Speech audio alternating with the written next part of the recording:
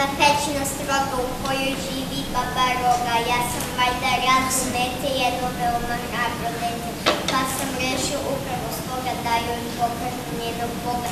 Uprkos moj dolamnikov Roga si preutamio.